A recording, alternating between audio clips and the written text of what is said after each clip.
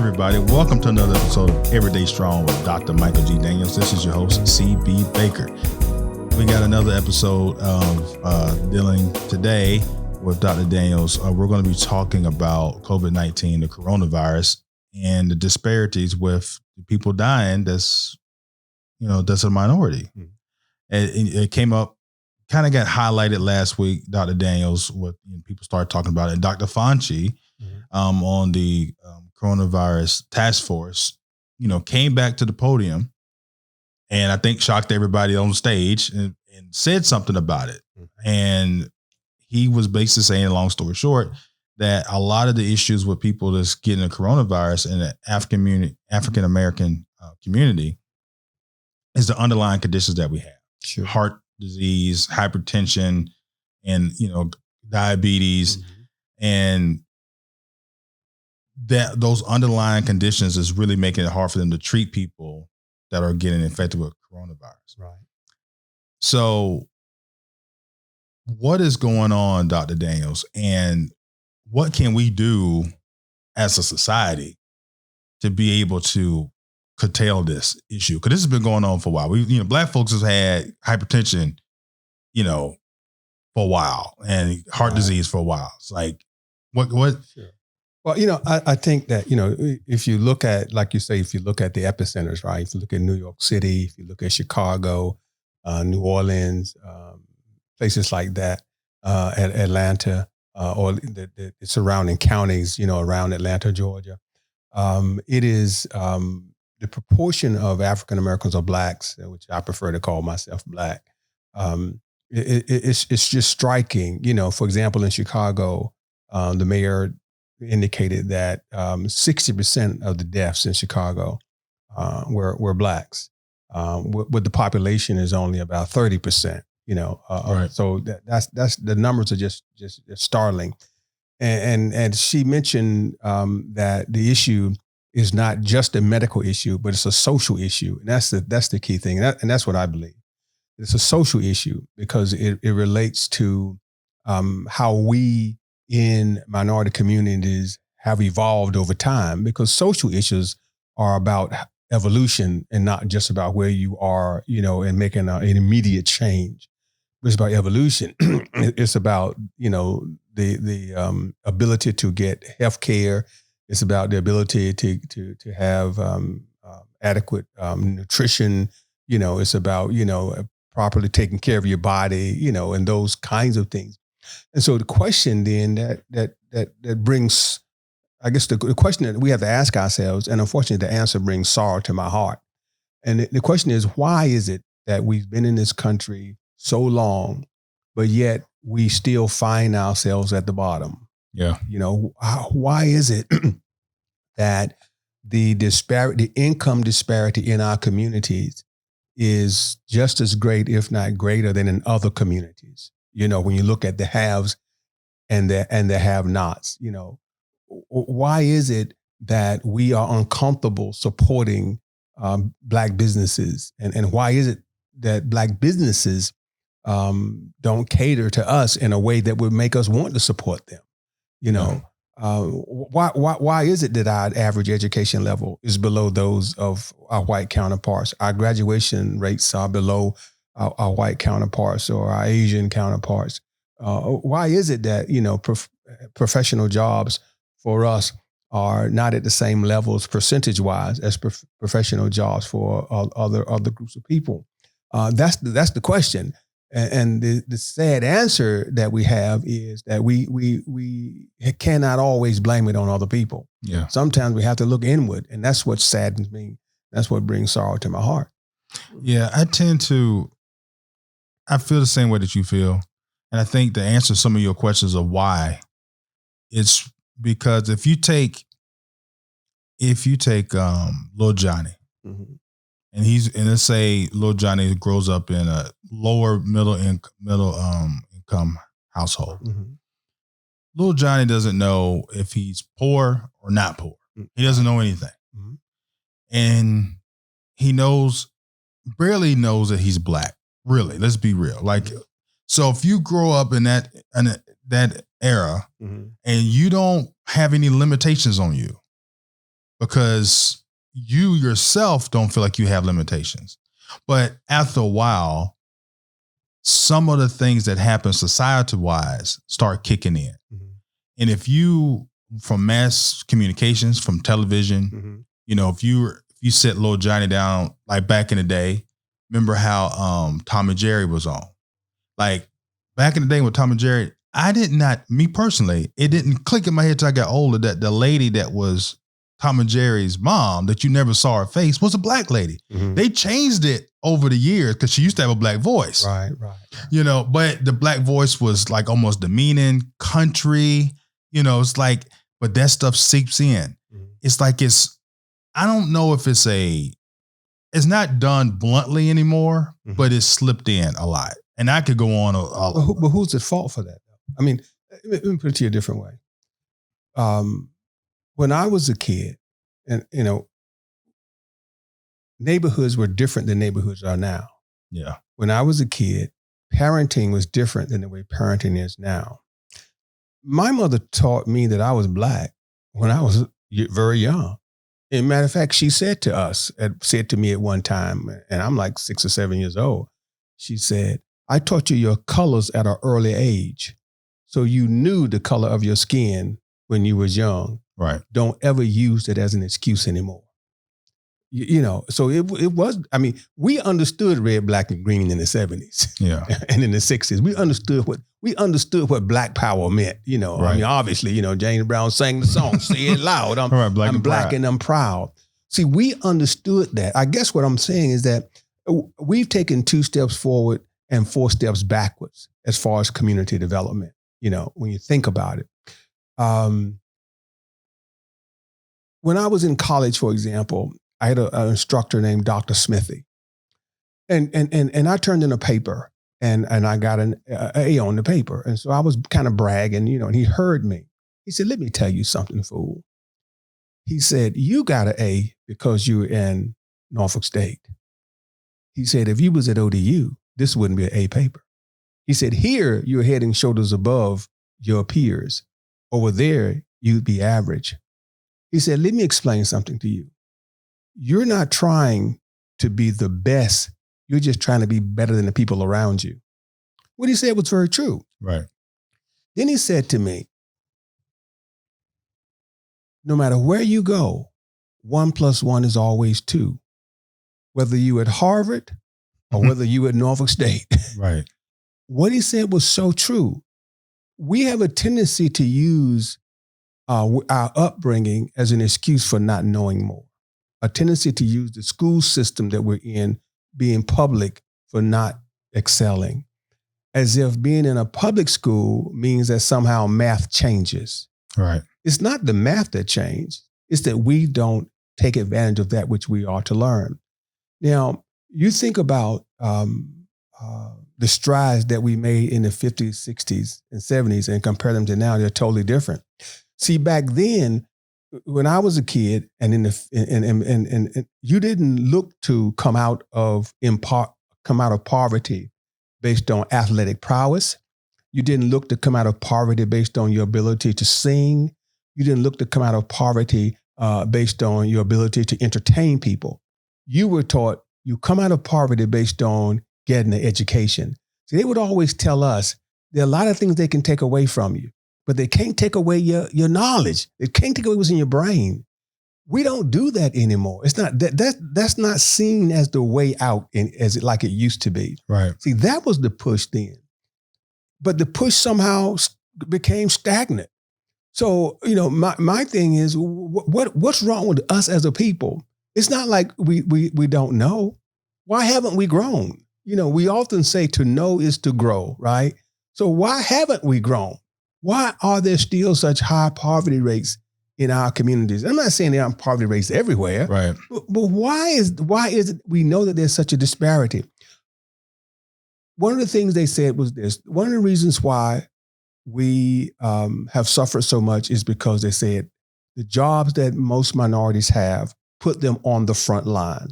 For example, they are the bus drivers. So they are there when people are getting in on the bus. They are the people working in restaurants. They are working at the McDonald's. They're working at the Burger King. So they are still face to face with people. So they are catching, they're in those service industry positions. They're not in positions where they can telework. That's Right. the office positions. Right. The question then is, why aren't we? Right. Why aren't we in those positions in droves? Why is it such a disparity between if we are, let's say, 20% of the population, then why are we 60% of those in service? Why haven't we moved forward? That's I guess what I'm looking at when I say there is a generational problem, and why haven't we progressed that way? Because it shouldn't be that way. We should be proportionally working at home just like other ethnic groups are.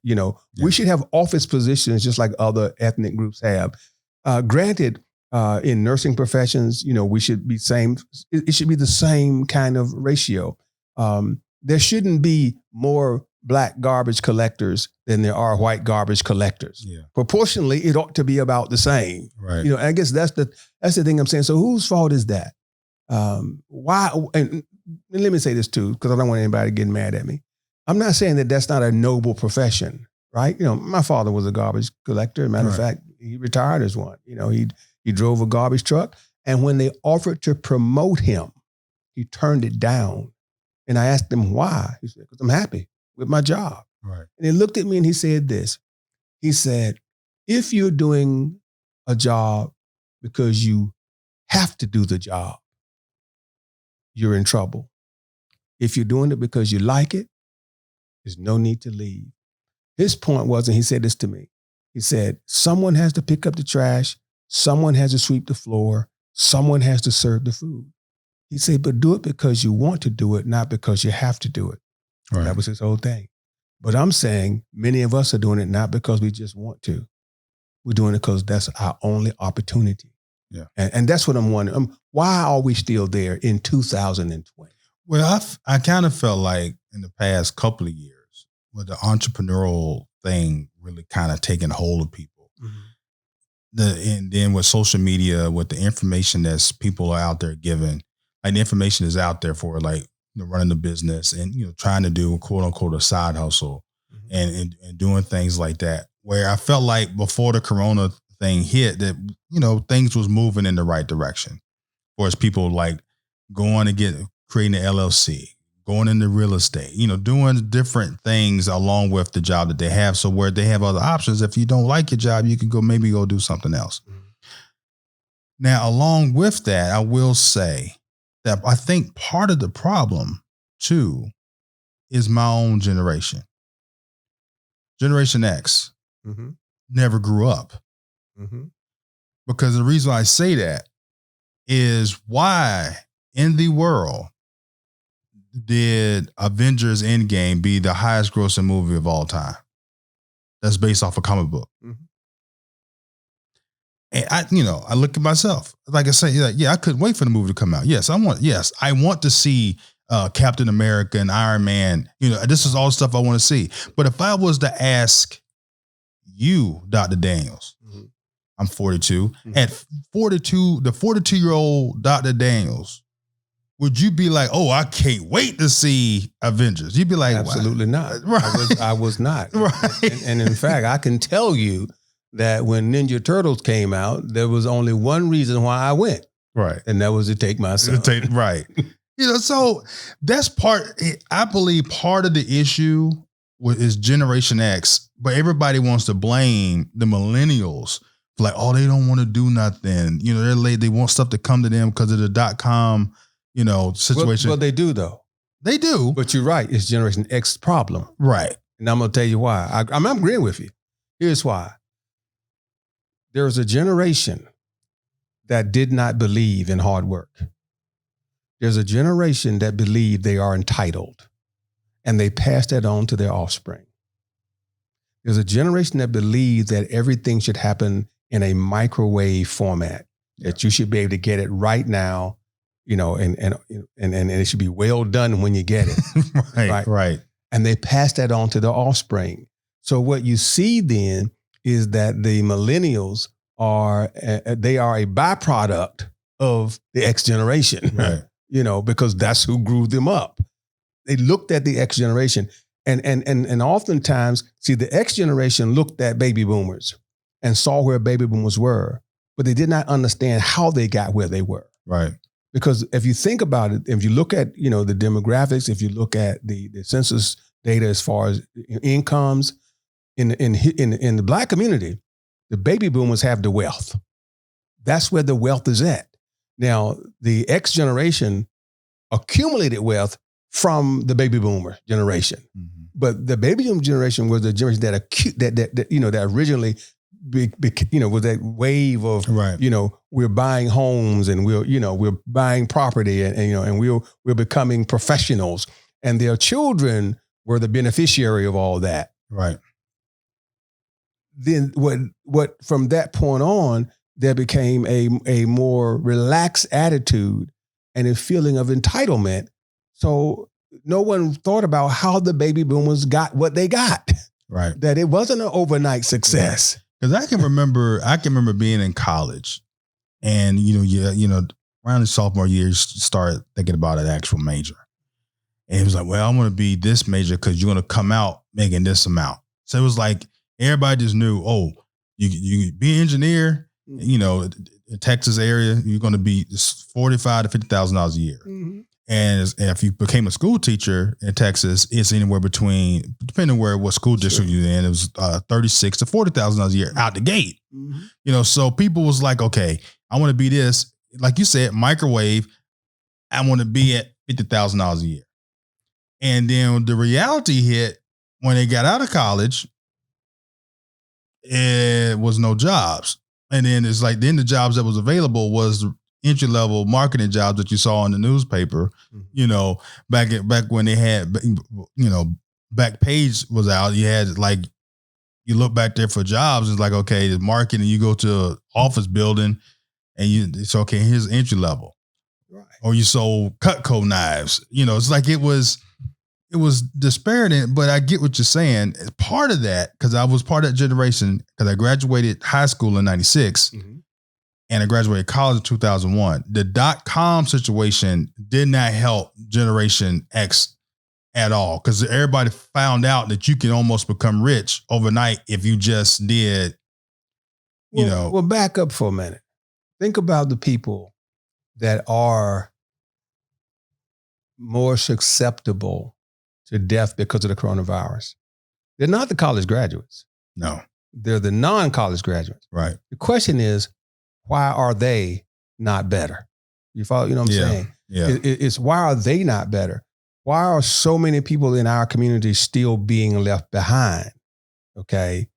And that's what I'm driving at. What is it about our culture that so many people, what is it about our culture that when children come to school, they don't feel compelled to be A students?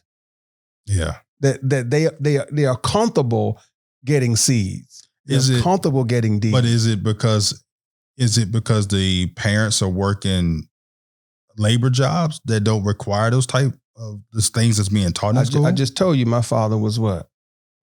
Garbage collector. Garbage collector. Right. And I was an A student. Okay. So that kind of debuffs that, right? Now, my mother was a professional. She was a nurse. But my mother worked 3 to 11, which meant she was not home when I came home. Right. So, which meant still that wasn't, right. it. But they instill certain things within us. Like work ethic. Right. The teachers instill certain things in us as well. We didn't get stuff for nothing. See, my parents did not celebrate a C. My parents didn't celebrate a B. In fact, my parents didn't celebrate an A. They expected you to get it. My mother would say this: anybody can get a C. Just sign your name on the paper and turn it in. Yeah. Now, that might not have been true. That's what she would say to us. Their expectation was an A. Their expectation was not a C or a D or something like that. Parents now will fight for their children's entitlements more then they will fight for their children to be educated. In other words, I'm saying this. If a parent today comes into the school system because they have a parent-teachers conference, they come in with a chip on their shoulders. Yeah. As if their child is right and the teacher is wrong. Yeah. Parents in my day, that did not work. You as a child, it was like you were wrong. I don't care what was going on. If the teacher said this was going on, that's what was going on. There was no parent coming in defending the child saying, well, your little Johnny might be getting a C, but you're a bad teacher. Now, in your generation, was your teacher black? Yeah. But what they got to do with the price of tea in China on Thursday? Because it's not like that now. The teachers are not looking like the students. That doesn't matter. What they got to do with the price of tea? When I first went to work, my first supervisor was not black. Right. But I at that time I was 13 years old. But I'm talking about for the parenting now. You do, so you don't believe there's racism I think you're making a mistake because you assume there wasn't racism then. At the school? No, it doesn't matter. See, remember what I told you? See, 1 + 1 is 2. I don't care who teach you. Right. I don't care whether you're white or black. The books don't change. Yeah, that's true. I don't care whether you're white or black. If a parent don't know that 2 + 2 is equal 4, the parent is the problem. If my child comes home and they got homework, right, and I don't know that they didn't know the material, see, I don't blame the teacher. Right. I blame me as a parent because I should have known before the report cards came out how smart my child was. See, I believe that's a part of the problem is that we always want to blame somebody else for our failures. And I don't think we should do that. Yeah. I think we're beyond blaming other people for our failures. It's time for us to blame ourselves for our failures so we can improve. If I keep blaming somebody else, I'm expecting the other person to change. But what if they don't change? How long are we going to say, well, there's racism? Do you really think that back in the 60s there was not racism? Right. You think in the 70s there were not racism? Yeah. Now, schools were integrated when I was in the 3rd grade. So guess what that meant? From the 3rd grade up, it was integrated. Right. That means in the 4th grade, there were white teachers. Right. That meant that from that point on, I was being taught by white and black. So that's what I told you. My mother said to me, I taught your colors when you were young. Right. Don't ever use black as being an excuse because you know you are black. Do you think when schools were first integrated that we did not face racism greater than your generation? Oh, no, I know it was greater. I know. See, back then, the white teachers were openly, y'all sit in the back. Right. Openly telling you to sit in the back of the class. They were openly, biased as far as how fast they would send you to the office. It was openly biased. Now it's covert, but back then it was overt. So I'm saying that's, I think, a part of the problem. So how do we get past, because I know that's the majority of, like when I'm in conversations, we're talking, because I got kids, we're in conversations about high schools and how the faculty treats the students. The first thing that come up is, are they treating the black kids right? What's, are they disproportionate on, if the black kid does something, they're sending them to the office like trying to create a behavior when there isn't one. Well, here's what I say to anybody. Number one, I cannot act as if I'm wrong just because someone else was wrong. See, if my child breaks a rule and you discipline him, I cannot get mad and say, well, the white child you did not discipline, because that doesn't make my child right. I think that's a part of the problem, is that we will say things like that. Well, you didn't discipline the white child, so why are you disciplining the black child? Okay, it's true, it's not equal, but life is not equal. Right. We have to teach our children to grow up in the real world, not in the false world. The reality is life isn't equal. The reality is if a cop pulls you over, you're more apt to get shot than the white man. Yeah. So we have to teach our children reality. I know a lot of black folk are not going to agree with me on this, and that's okay, but it's real, you see. So my point being is this. If your child only learns how to read when they get to school, they are behind already. Yeah. My mother taught me how to read before I got in school. I knew my multiplication tables up through 10 before I was in the first grade. Okay? Right. That's what I learned. Right. So I taught my children the same way. They knew how to read before they got in the first grade.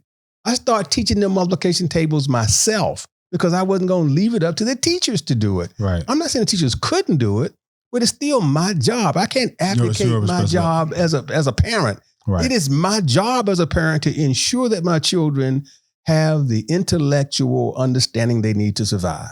That's my job. It's a part of what I am as a parent. So how do we instill that belief that you had when you was raising your kids? How do we get generation, now we might as well say, what's out there? X, Z, right? Generation Z. Yeah. Right. Generation Z, the ones now having kids and raising kids, because I had my kids late. So how do we get Generation Z to say, okay, we got to wake up out of this fog and stop what we're doing, and then now we can make a strides forward with, the upcoming generation. I would say this. See, I think sometimes when God moves, we gotta look at why God does what He does. You think about what happened between March and June in the state of Virginia, when the school system has said that we're closed for the rest of the year. Now, how many parents are requiring the school to virtually teach their kids? And how many parents are saying, I'm going to teach my kid? See, that's a dynamic there, right there, that we aren't capitalizing on. See, every parent right now ought to use this time to not wait on the school system, but to say, you know what, let me go online and see what the curriculum is, and let me make sure that I'm teaching my child. We shouldn't rely on virtual teaching. That to me is just the most ludicrous thing I've ever heard of. I'm not saying it cannot be effective. I'm saying we shouldn't rely on it. Parents right now should be having class with their children. They should be teaching you're home with them. Why not teach them while you're home with them? This is a great opportunity, and you can give them hands-on stuff. See, now I can teach my child botany because I can get a seed and plant it and explain cellular growth and all those kind of things. I can do that with my child. Right. Look at how advanced my 4-year-old or my 6-year-old or my 8-year-old will be if I'm teaching them botany hands-on. See, I can do those kind of things. I can take my child to the park with a pair of binoculars, and I can look at the animals and the birds and all the, I can do that kind of stuff with my children now. So it's hands-on stuff. I can sit them down and let them go through the Smithsonian virtually and let them experience the zoo through and talk about the difference between vertebrates and invertebrates and all those kind of things. I, as a parent, can do it. I ought to be using this as an opportunity to educate my child. I ought to be focusing on nutrition with my children. I ought to not be taking my children to McDonald's and Burger King all the time. The reason why blood pressures are shooting through the roof is because of how we have been, we have hurt ourselves by letting fast food become the order of the day for our children. We have allowed our children to, become obese and all these kind of things which lead to problems. See, in my generation, you couldn't get fat. Okay, you just couldn't get fat because number one, you worked, you had to work, and the parent won't go and just keep feeding you behind. Right. I grew up. My mother might not like me saying this, but I grew up poor. Okay, there was no second helping. Yeah, it was eat what's on the table or eat nothing. Man, my kids are running like I can't keep the pantry full. I was like, what happened to your school stomach? Because you weren't eating all day when you was at school. But now you at home eating all day. What? That's what I'm saying. So it's like, well, when we see nowadays, cooking for children is like being at a restaurant. What do you want for dinner? Yeah. What do you want? No, my mother would cook and she would say, if you get hungry enough, you'll eat it. And if you didn't eat it at a certain time, she put the food away. Yeah. And that was it. You were done. And so, I'm not saying that, I mean, of course, I'm pushing when I say you couldn't become overweight. Of course you could. Right. But I'm saying if you think about generationally, as a generation, we are becoming more and more overweight because of the way we are. Yeah. And so because of that, diabetes going up, Heart disease. Younger people have heart disease than ever before. Younger people get diabetes and more, those kind of underlying conditions that make us more susceptible to problems when things happen. It's because we have placed ourselves there. We're not chitlin people anymore. Right. We're not pig feet people anymore. It's not like we're still eating those kinds of foods. In Chicago, you're not eating a lot of chitlins and pig feet and hog maws and oxtails. Right. That ain't why they got high blood pressure. It's McDonald's and Burger King. Right. That's right. It's those kind of places that's causing it.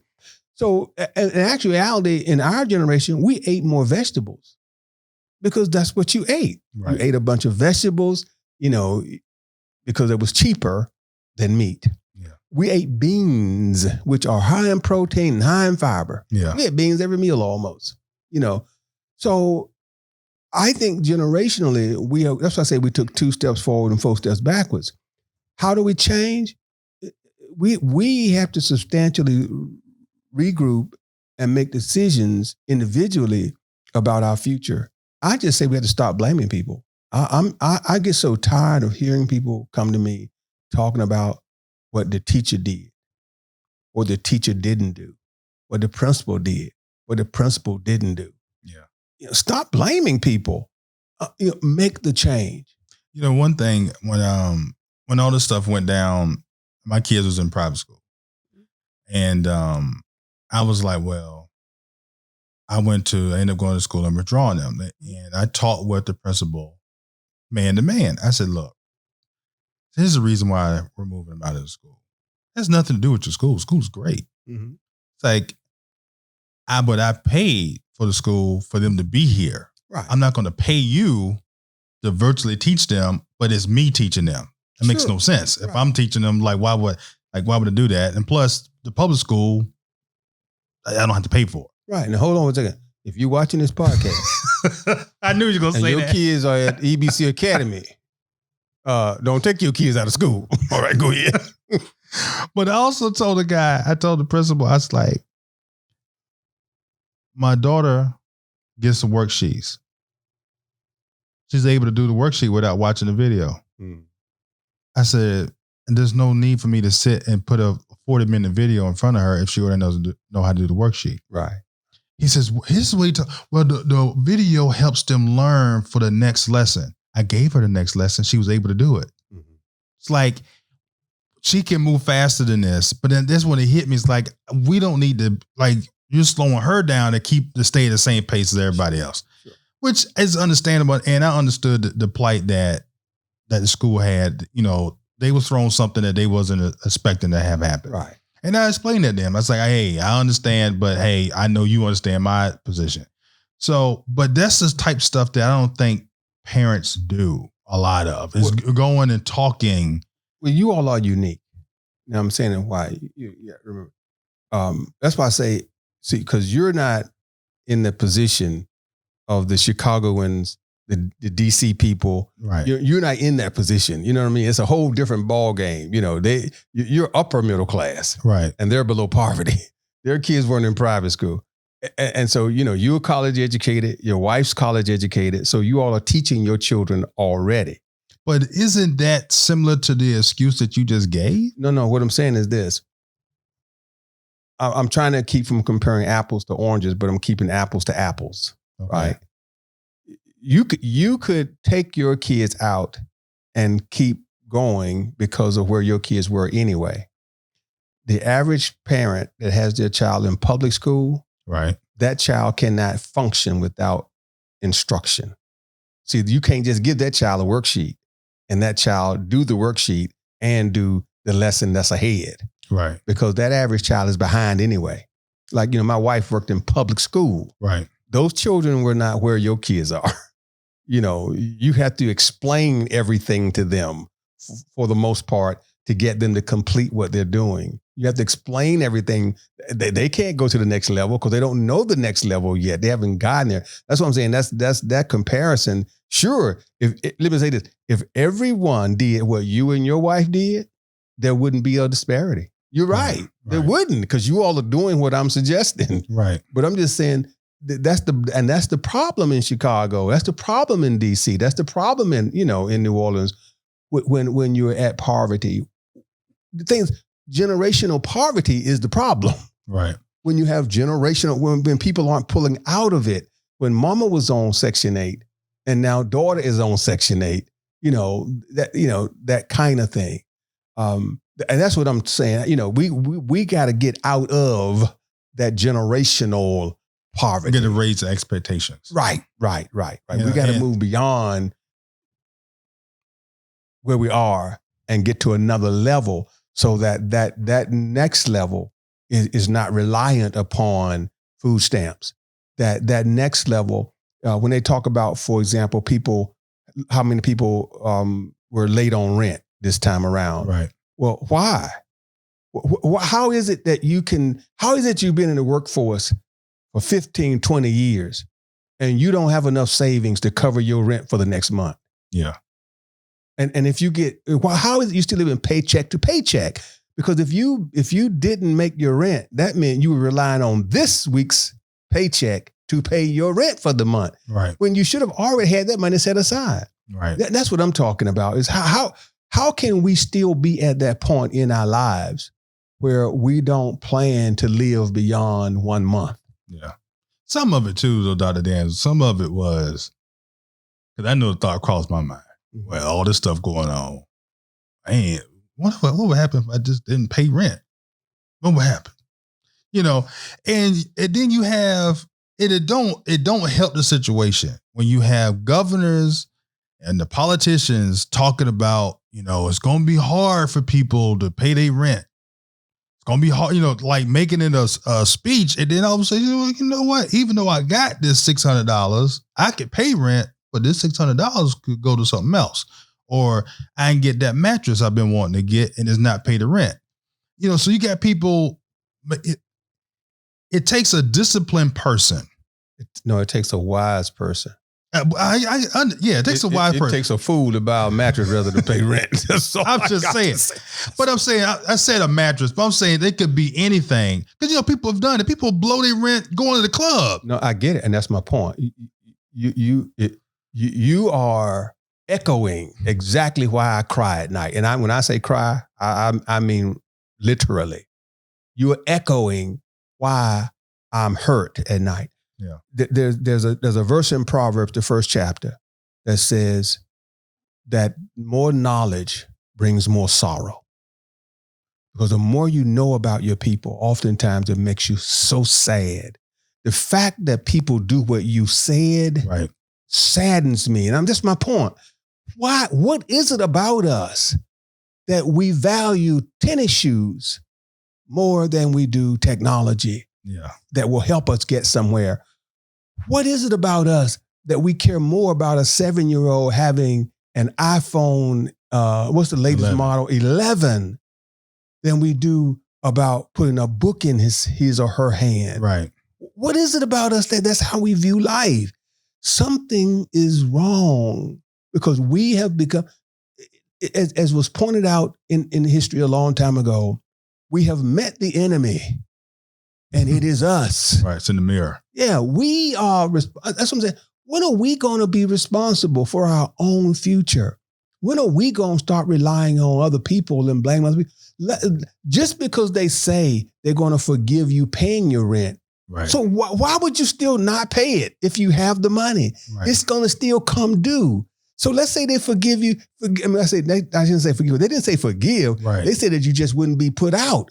Right. So let's say you don't pay your rent in June, right? You don't pay it in July. And then they say, okay, time is up. Now August, I know I owe 3 months rent. And you ain't got the money. But I ain't got the money because I spent this somewhere else. Right. That's what I'm saying. Well, if you know you owe the person, pay the person. Right. Because that person needs their money because they still got to pay the mortgage on the building. Right. And I guess that's the thing that I'm serious. When I say it literally makes me cry at night, it really saddens me beyond what you might really believe when I think about our conditions. Like, why are we still there? Why? I mean, come on, let's face it. You and I are no more smarter than anybody else. Right. That's the bottom line. Yeah. It's not like the person that's living in low income housing is intellectually stunted. Right. That ain't it. It's this how someone has established priorities. Mm-hmm. You know, because I didn't grow up like you grew up. I don't know how your father grew up because your father and I are really the same generation. I don't know what his background was, but I know where I grew up at. You know, Right. my mother and father were divorced. When my mother moved to Norfolk, we lived in what we called the ghetto because it was, you know, a slum. We Right. lived in a slum, you know, and when I was in elementary school, we had food cards, you know, so we were low income because we got free lunch. Right. When I was in junior high school, I got a food card. That meant what? Someone said we were at or below poverty because I Right. got free lunch. Right. But that didn't mean I was going to stay that way. Yeah. You know, and I didn't come out of poverty because I was an athlete. I didn't come out of poverty because I was an entertainer. I didn't come out of poverty because of that kind of stuff. I'm not a billionaire by no stretch of the imagination, but I came out of poverty. Right. You know, if I got no income today, not $1 came into me today, I would still be able to keep my standard of living until this thing was over with. Doesn't make me any smarter than anybody else. It just means the way I view life and the way I view future may be different than some people. So do you think that, okay. This situation may have really highlighted the financial illiteracy that people have. Financial, social, and nutritional literacy. Right. You know, our health problems are not all based on lack of funding, because people that are on the low echelon, they get SNAP, which is, you know, they get vouchers or Right. cards for food. It's not a question that they don't have the money for food. It's a question, what do you buy with it? Right. Do you buy healthy foods? Yeah. You know, do you still if you don't, let's say, for example, that you are in a situation through no fault of your own where, you know, you're a young woman, you're 25, you got two kids, the father of the child walks out, he leaves you. So now you're in low income housing, you're getting Section 8, so you're not paying rent. You're getting some assistance, financial assistance, and you're getting what we used to call food stamps. You're getting a food card. Okay. Now, so you can't work because someone has to be there with the children. Fine. I'm all for that. What does that have to do with poor health? Right. See, nothing, because what? I can, just because I'm sitting at home and don't have to work, don't mean I can't go out and walk. Right. It don't mean I can't buy healthy food for me and my children. So our health does not decline just because we don't have income. Now, that means that we're probably on Medicaid. So that means we still have some access to health. Now, Right. you know, so there are people that don't have access because they are working and maybe I can't get Medicaid. Right. But that just means I can't seek health care. It doesn't mean I have to be unhealthy. There's a difference between having access to health and being unhealthy. So basically what you're saying is we need, as individuals, you got to take a look at yourself individually and say, okay, what is it that I'm doing or not doing that's got me in this predicament or this, you know, situation I'm in during this COVID-19, you know, era? Because, you know, as well as I know, like we're here today, but, you know, tomorrow I'm going to be at home.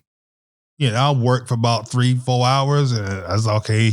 What can I watch on TV? Or I take my son out in the front yard and go play basketball. You know, it's like, yeah, you got time.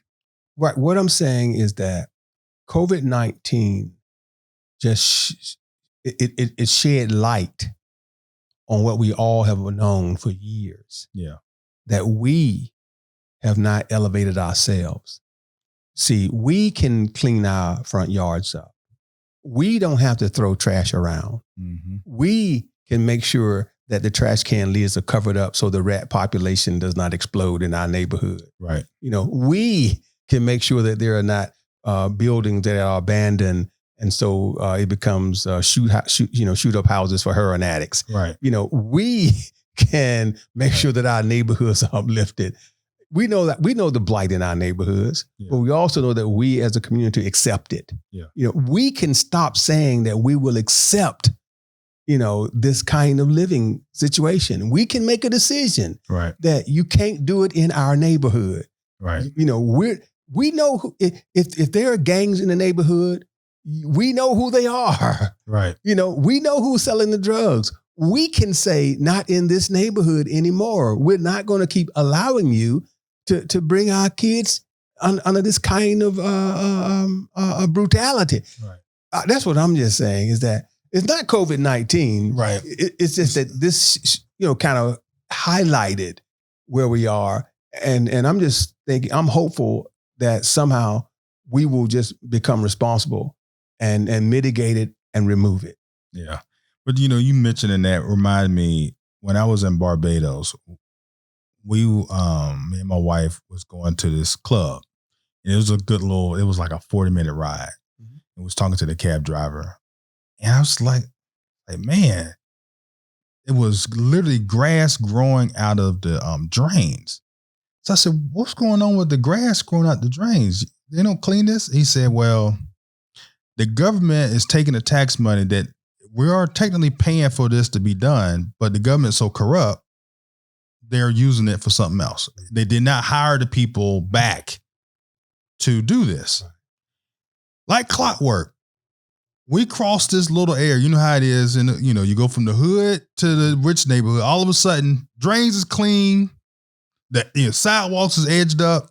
Where Rihanna, her new house is at. Mm-hmm. We saw that. It's like it's all immaculate and everything. Like you two different places. Right. Right in Portsmouth. Saw the same thing. Mm-hmm. And I was like, okay, now what's the excuse for Portsmouth? Like there's trash on the side of the road. Now it's trash. It's like we threw that trash out the window. Right. Or left the lid off the top of the trash can, let the trash fly off, in the streets. It's like a lot of times with what we need to start doing, say, okay, we need to take care of home first. And I can't tell you how many houses I've been in that was in the projects. And I'm walking past dirt, trash, and everything. I'm walking house, the house is immaculate on the inside. If you go to a nice family house, it's like, where did this come from? They figure out a way to hang the big screen TV on cinder blocks. It's like, y'all can figure this out. And I've been to multiple houses in this particular project out, I'm not going to say where it's at. Mm-hmm. And it was nice. Mm-hmm. But outside, you're throwing your trash out in the front yard. Mm-hmm. It made no sense. It's like, why do people choose to live like that? And that to me, that was the question I was raised when we first started out, is that what is it about our culture that we accept mediocrity? Right. What is it about our culture that we've gone from being proud of our neighborhoods? Because when I grew up, we were proud of our neighborhoods, to where we are now, where we take no pride, where we don't care. How do we get to that point where, if a child is, drinking a soda, they'll just, if it's a glass, they'll just take the glass bottle and just break it in the street for fun, and no one says anything. Right. How have we gotten to that point where people just won't cut their grass? You can live in a poor neighborhood and still have it clean and still have it looking immaculate. Right. Because flowers don't cost a lot. Nope. It don't take a lot to cut your grass. It don't take a lot to do those kind of things. It don't take a lot to pick trash up and put it in the trash can. Right. So, and I'm saying, when you think of a lot of the diseases that we have, they're not based upon the fact that you need to have $1 million. It's based upon how we pattern our style of life. Now, granted, I think there will always be racism in this country. There will always be a disparity as far as the wealthy and the non-wealthy. But that doesn't mean that we can't still take care of ourselves. That doesn't mean that just because I'm not wealthy, that I have to always have those underlying conditions that we equate to socioeconomic disparities. My grandfather lived to be 94 years old. He wasn't rich. Right. He didn't even have health insurance. My father's aunt lived to be almost 100 years old. She wasn't rich. She didn't have health insurance. I have an uncle that right now is 99 years old. He wasn't rich. He isn't rich. Right. You know? My mother, I probably won't, well, I'm going to tell her age. My mother is 90 years old.